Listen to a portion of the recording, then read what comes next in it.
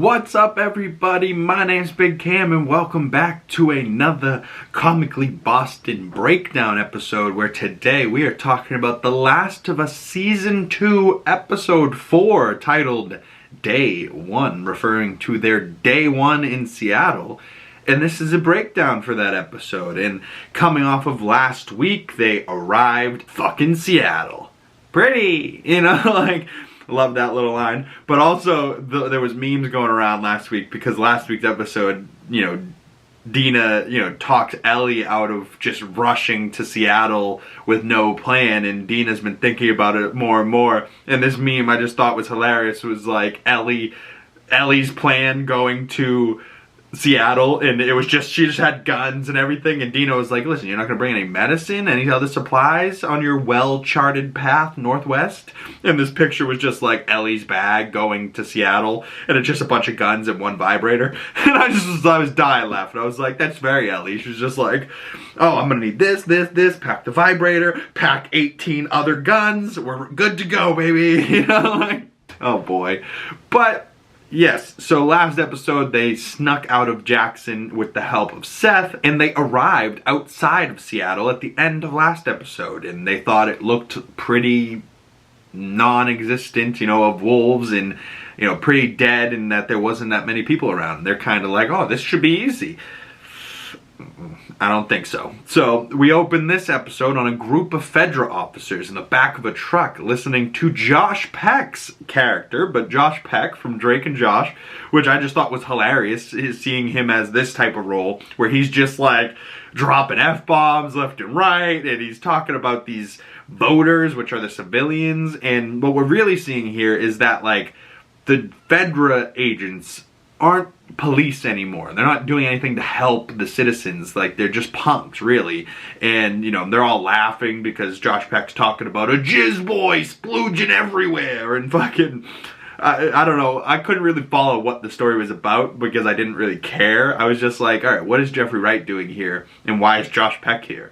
But Jeffrey Wright, everyone else is laughing in the truck except for this one kid that doesn't get the jokes, and Jeffrey Wright. And Jeffrey Wright's, not laughing. And we see that the Fedra truck gets stopped by a group of citizens, and there's like a bus blocking the road. And we see these, like, this woman and these people that are just like normal civilians, and they haven't attacked this truck or anything. They just blocked the road.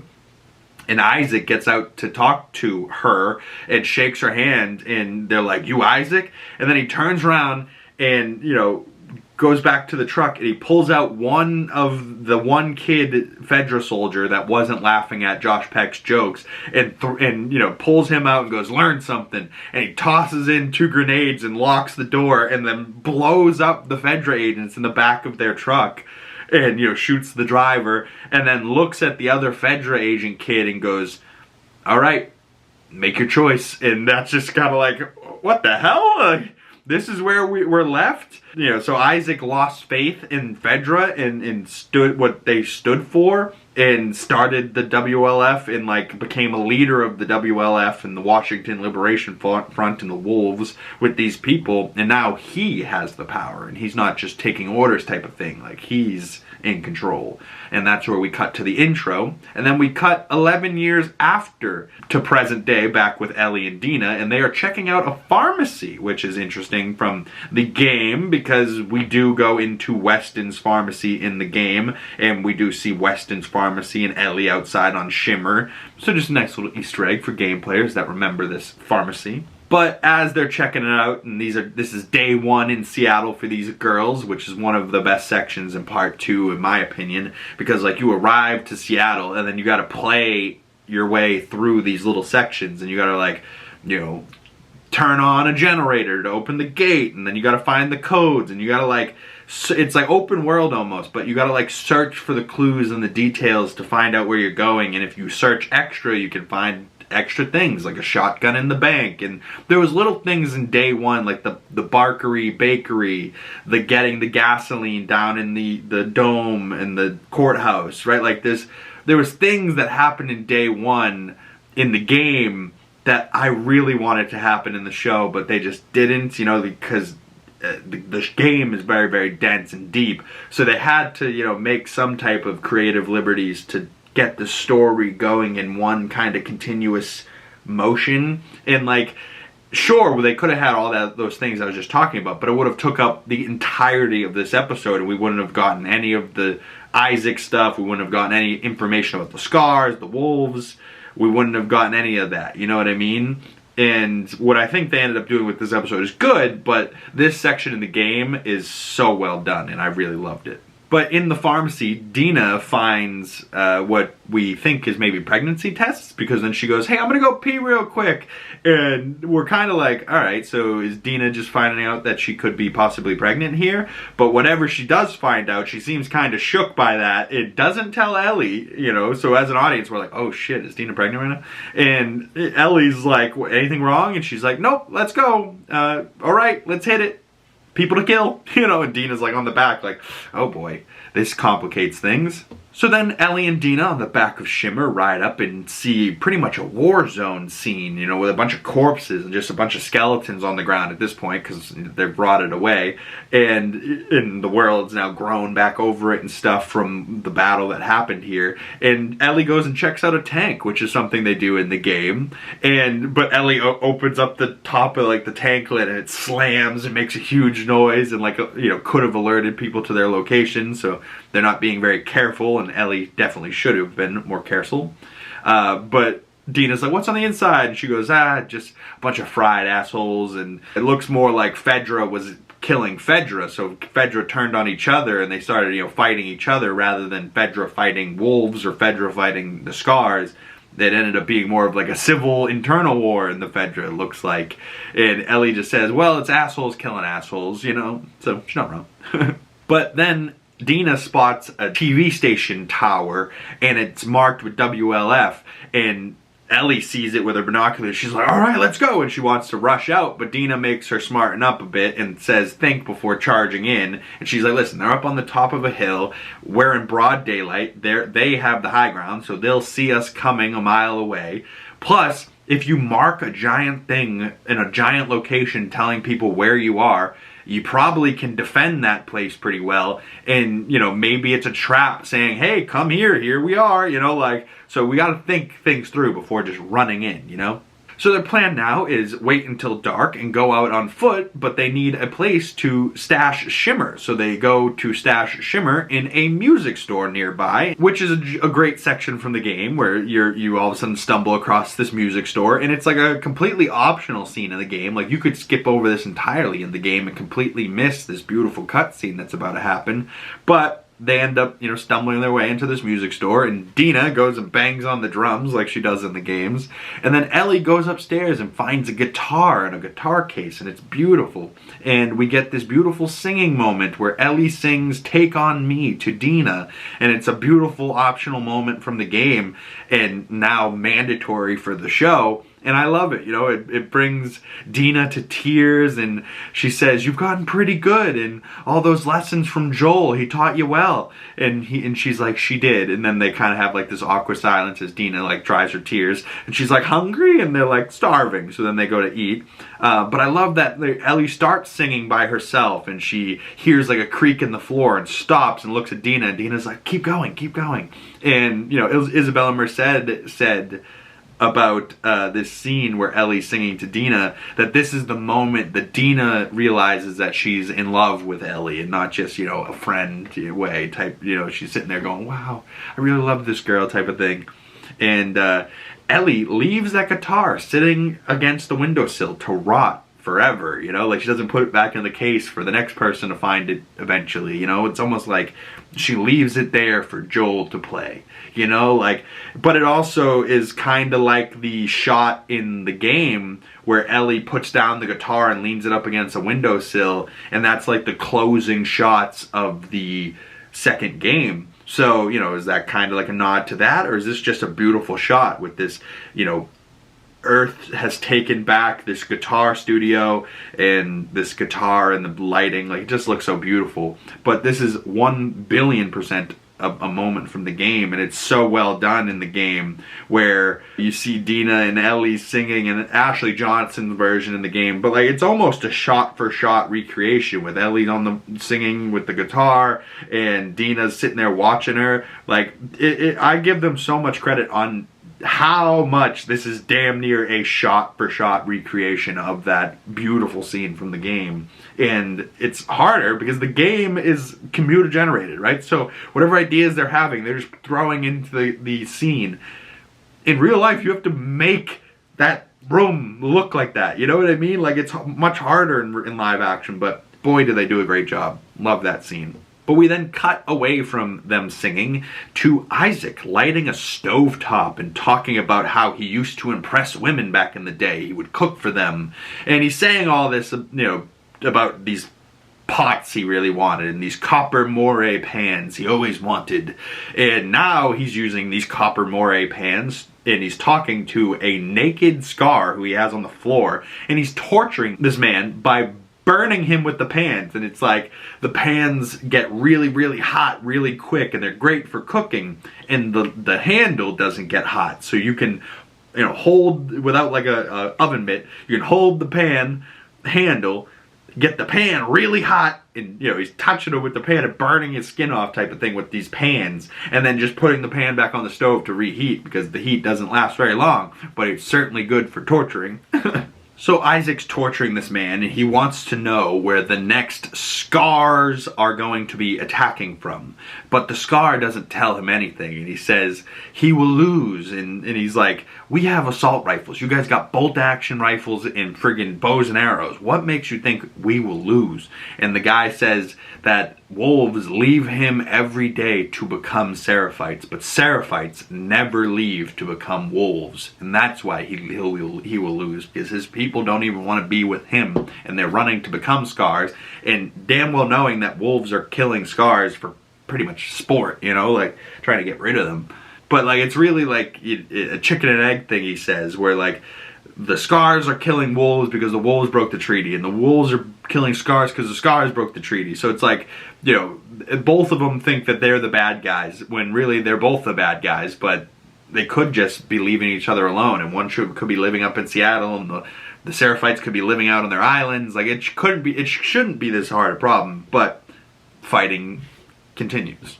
But Isaac gets mad when he hears the Seraphites talking about, you know, how he will lose. And he says, I will burn every part of him to get what he wants. And the kid, as he turns around, you know, screaming, thinking he's intimidating him, the kid just has his hand out, ready to be burned again.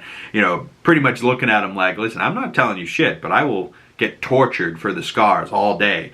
And Isaac just realizes that this kid's not going to be giving up any information anytime soon, and just shoots him right in the head. And ooh. And there's like two Fedra agents outside the store, and one of them is like, this is fucked up what I'm hearing.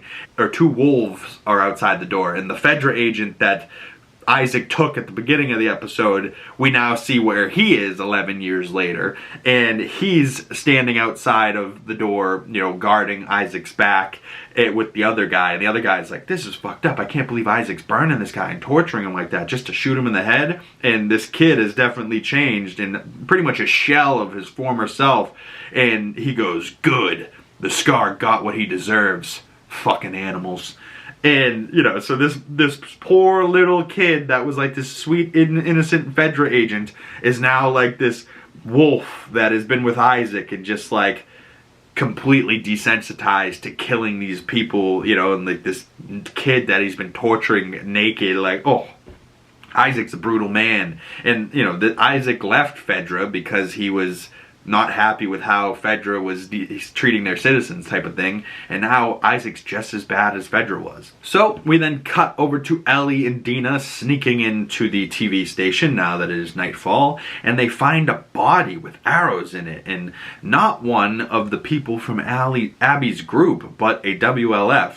And they walk into another room to find bodies hanging in the TV station, just like in the game, which is a gruesome scene. And then they made it into like a no return map, you know, so like it's one of the locations you'll spawn in, and you'll have to like sneak around just like Ellie is in this moment, and she's sneaking around as these guys are walking around with flashlights and poking around corners trying to find you. But, you know, I just thought it was nice because this moment I was like, wow, this is like really like the game where they're tiptoeing away, and well, you could go loud and proud and just shoot everybody you see, but you know, sneaking away and not drawing attention to yourself is how I think most people probably play the game, especially if you got low resources. Ellie seeing these bodies hanging from in the studio, and Dina pukes from it, and Ellie's like, are you alright? Jesus. You know, so, something's definitely up with Dina, but Ellie's like, these aren't even Abby's people. What the hell is... And then she follows a trail of blood and sees a seraphite symbol on the wall that says, feel her love, and which is one of the prophets' sayings that they, you know, we see all the time in the game. And Ellie's like, oh my god, these are the same people from the woods, and the same seraphite symbol that they saw on the back of the guy in the woods. And Dina's like, what the fuck is wrong with Seattle? And then wolves come rushing in because whoever just got killed here happened recently, and they had called backup, and wolves come rushing in to back up, and they see this attack was recent and it was by the scars, and Ellie and Dina have to stealthily sneak away, but they get separated trying to avoid these guys. And Ellie's in a room, and a guy walks in and like turns around and sees her and spots her, and she like jumps on him, and as she's like on his back choking him out, which happens in the game just like this, you're choking him, and then another person spots him, is like, over here, and as he's about to like, you know, warn everybody else, Dina shoots him in the back of the head, and then Ellie's like, shoot out that window, we gotta go! She stabs her guy in the neck. So now they've killed 2 wolves that aren't from Abby's group just to stay alive here in Seattle, and they start to run away, and it's raining, and they get trapped in a dead end, and they know that the guys behind them aren't going to be able to fit through, but they're little girls, so they're going to be able to squeeze through this narrow opening, and then we get this creepy tunnel sequence from the game. And it's, oh, the game sequence is really creepy, and it's like you gotta have the mask on because the spores are already a thing, and it's weird because they're introducing spores next week, and I actually kind of like this scene in the game better because it has to do with the spores and the mask cracking, and that's how she like sacrifices herself for Dina type of thing, but it's less like direct sacrifice for Dina type of thing. Where in this episode, we get like a sacrifice for Dina, but we'll get to that in just a second. Because Ellie and Dina are trapped underground with a lot of infected, and the wolves come down there too, and they're throwing red flares, but the red flares are, you know, making the fungus in the ground, you know, wake up and react. So it's waking up all of these dormant infected in this tunnel, and the wolves are like, I thought nobody was supposed to be down here, but it turns out there's a lot of infected down here. It's all moody and the red lighting like in the game. And I actually really like this scene from the game, although it's terrifying. But as they're throwing the flares and the fungus is waking up, all of a sudden a horde of infected come running in, and now these girls have to escape, and they climb into a train, and they're trying to climb, you know, escape through the train, and they're smashing up against it, shaking the thing, and then they start coming through the windows, and oh god, it's terrifying. And then they have to climb out through the top, and then they're running for it, they hop a fence, and then the infected are up against the fence like breaking through, and they run up,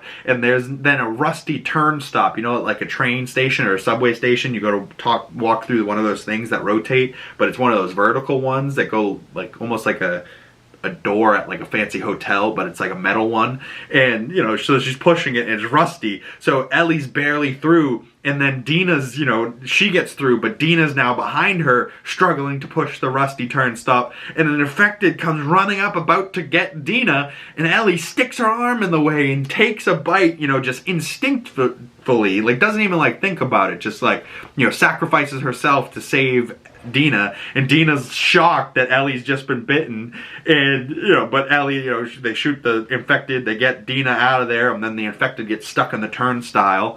And in the game at this moment, all of a sudden now they're weak, you know, and they gotta like tiptoe their way across the street, and it's raining and it's super moody, but they get across the street to the theater. which is where they hide out, and this is like now their base for like the next little bit of the show, is like they camp out in this theater. There's like a radio thing upstairs. In the game, they, you know, we run in and check out the theater at first, but in the show we get more of a deep, darker moment almost. So they make their way across the street and they get into this theater, and Ellie locks the door. She's like, all right, we should be good. And she turns around and Dina has Ellie at gunpoint, is ready to kill Ellie, because she, like in the games, Dina was always saying if Ellie became infected, she would hate to have to shoot her in the face. And Dina is very ready to shoot Ellie in the face right here. And Ellie says, look, I would die for you, but that is not what's happening right now. Do not fucking shoot me. But I have the clip of this scene. It's not perfect, but if anyone tries to get in, it'll buy us a minute. What the fuck are you doing? Okay, I know you're scared. Please don't. But I need you to understand something. Please don't make this any harder than it has to be. Wait! Why did you do that? Why the fuck did you have to do that? Please listen to me. I would die for you. I would. But that is not what just happened. Fuck. I'm immune. I can't get infected. Dina, do not fucking shoot me! I've been banned before. I'm still here. And you're gonna keep that gun pointed on me. If I turn, shoot me. But I promise, I'm gonna wake up exactly as I am right now. Me. Ooh. So she's like, Dina, do not fucking shoot me! You know, she's like, because Dina's like, in the game, she had already they've already hooked up in the game, and now that, you know, she had just saved her in the game, the mask cracks, and she's like, we'll share, and she's like, no, you see I'm not coughing from the spores, I'm not infected, come on, we gotta get the fuck out of here. And then, you know, they make it to across the street to the theater. But here in the show, Dina's got her ass at gunpoint, and she's like, look, I'm infected, but in the game, this is like the second time she's hearing I'm immune, you know what I mean? Where in the show, this is the first time she's hearing I'm immune, and Dina's like, the fuck you talking about I'm immune? I just saw you get bit, you're gonna turn into an infected, I gotta shoot you in the face. So she's ready, and she's like, do not fucking shoot me! Like, and it's wild, but Ellie's like, look, I'm gonna go sleep over in this chair, watch me all night if you want, from as far away from me as you want, and in the morning, I promise, I'll still be me. And they test this theory, and Dina says nothing, just gun pointed at her, and Ellie wakes up in the middle of the night from like water dripping on her, because the rain is obviously getting heavier and heavier. And the water drips on her head, and she kind of goes, when she wakes up, and it almost kind of sounds like, you know, as if an infected is waking up, and all of a sudden a flashlight and a gun gets pointed at Dina, or at Ellie, and it's Dina sitting there, but we can't see Dina's face behind the flashlight, so Ellie's just kind of sitting there like a cop when he has a flashlight on you, and just like, don't shoot me, I swear I'm not infected. She's like, points at her hand, she's like, look, I'm not shaking, like, can I show you my bite? And then like everyone else's bites get worse and worse and worse. Her bite, you know, is the same. So eventually Dina turns off the light, and Dina has tears in her eyes as she's figuring out that, okay, Ellie's not infected, but she says, I'm pregnant. And Ellie's like, what the fuck? What? And then Dina kisses her, and they hook up here in the theater, which is different from the game. They hooked up way back in Eugene's weed den before Joel dies. In the game, they hooked up. So now they're hooking up after the fact.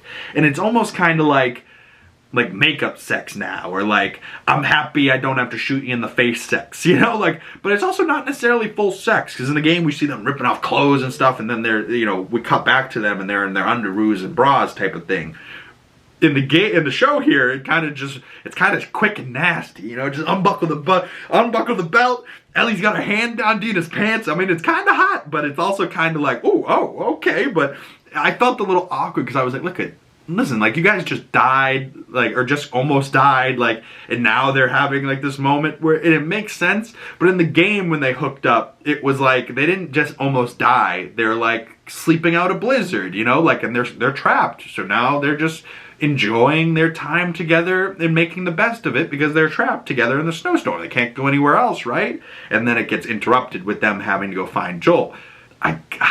I wish it happened like that, like, because I love that moment in the game so much, and it means so much going forward in the game, but I don't mind how they did it here, and it now, you know, solidifies that Dina and Elliot couldn't be more together than they are in this moment in the show. But, you know, so they kind of hook up and have this moment, and then they wake up in the morning, and they're kind of like cuddling on the ground. They didn't even grab a chair. They're just cuddling on the ground in this theater, and Ellie's, you know, big spoon and Dina's little spoon. It's such a sweet moment, because in the game, you know, Ellie curls up next to Dina, and she's like putting her hair behind her ear, and yeah, just sweet. I love Ellie and Dina so much. So then they wake up in the morning, and Ellie goes to kiss her, and Dina's like, no, we have to morning breath, and they're like, is this gonna be better? And they're like, yeah, I guess so. Anything's better than morning breath, which is a decent point, but they like eat beef in the morning, so they have this nice beefy morning breath kiss, and then Dina checks out Ellie's bite mark, and she's like, how's that doing? And she's like, wow, does that hurt, type of thing? And then Dina checks out her other bite mark that is now covered in the chemical burn and the tattoo, and they talk about that, and it's like, why did you burn yourself? You did it to yourself? And Ellie's like, I really wanted to wear short sleeve shirts again. And then if you're always wearing long sleeve shirts, you know, it's the type of things where they start to notice the little things, and it becomes big things, you know, and she got a decent point. Where in the game, though, we get to hear, like, I covered it with a tattoo, and Ellie, like, tells her all about this way earlier in the game, so now it's coming later, which is fine. But then Dina says to her, I thought you were gone, and the world I had thought about in my head with you and me and the kid, and I don't even know if you want any of that. And Ellie just says, I want you. And they, like, kiss, and Dina explains why she would try, you know, with Jesse, and like she said to her mom, like, Mom, I think I like girls, and her mom was like, you're straight, you like men, you know, like, and so she never even thought like it was a possibility type of thing, you know, because of how her parents raised her. So she kept going with Jesse because she really does think he's a good guy, but it just never felt the same as like she feels about Ellie, and so she really does love Ellie. And she's also pregnant, and, you know, so she's pregnant with Jesse's baby, but she definitely loves Ellie and is a lesbian. I don't know. But maybe she's bi. But Ellie says, so we're all having a baby, including Jesse? And she's like, I'm going to be a dad, which isn't in the game. So seeing Ellie like this is kind of like, oh, wow. In the game, Ellie didn't seem like, she was more like, you're pregnant? This ruins everything. You know, all she's thinking about in the game is just killing Abby. Where in this moment, Ellie's kind of, you know, here for it. She's like, I'm gonna be a dad. She's all happy. She's just happy that, like, this is the first time her and Dina hooked up, you know? Like, this is the first time she's really confirmed that she's got, like, a girl that she likes back type of thing, you know? As Ellie's like, I'm gonna be a dad, an explosion goes off outside the building, and they like can hear it. It's not right outside, but they can hear it, and they're like, what the hell's going on? So they rush up to the roof and to see which direction it came from, and they say Lake Hill, which is, you know, a part in the game that comes next, and I believe it starts day 2 of Seattle, so maybe next episode's called day 2, but the explosion goes off in the direction of Lake Hill, and Ellie says, you don't have to come now, it's different, you know, will you please just think about it? And Dina thinks about it for a second and says, we go together, and they hold hands looking out towards the explosions, and more explosions are going off, and that's when the credits roll in episode 4, and I was like, you son of a bitch. Like, I love that they gave us this Ellie Dina moment in the theater, but it felt more tense and angry in the game at this moment than lovey-dovey, you know, but also in the game at this moment we knew that possible other people from Jackson were out there, and we were like chasing after Tommy. At this moment they still think that they are very much so alone, and she's like, I can't risk you going out there alone, like, I'm going with you. So instead of getting a pregnant Dina that stays behind and stays, you know, working the radio, or maybe they still could do that next episode, but I'm thinking next episode begins with Ellie and Dina going off on Seattle day 2, you know. But I do really love the two of them together, and her, are you sure? This is a really old pregnancy test. She pulls out like 8 of them. She's like, yeah, I don't just go peeing on things. So she's like, yeah, it's looking like I am 100% pregnant. But, you know, them holding the hands at the end is really great shot. And then the trailer for next week looks pretty interesting too. Let's check that out. I'll go back if you want, and I'll keep going if you want. So what do you want to do? Stop! If If it's war again, we're gonna need all the soldiers we have. Isaac is wondering why you apparently killed some of your own men. What happened? Oof. So, just cut that in the middle there for a second so I don't get copyright on it. But it looks like, Dina's like, listen, I'll go back if you want, but I'll also stay with you if you want. And she's kind of like putting it on Ellie. And of course, Ellie's going to want to stay and get the job done. But we also see that wolves are ready for war. And then we see Scars hanging a wolf in the middle of the woods with fire sticks, like nighttime scene. And there was also that other woman wolf agent saying that you killed some of your own men, saying that wolves are killing some of the other wolves. And then we find out what's going to be a big thing in the next episode. I sent a squad down to the basement. The whole floor was empty, not even rats.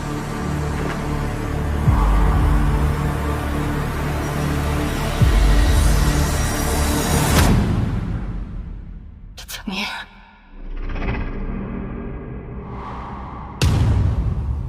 Ooh.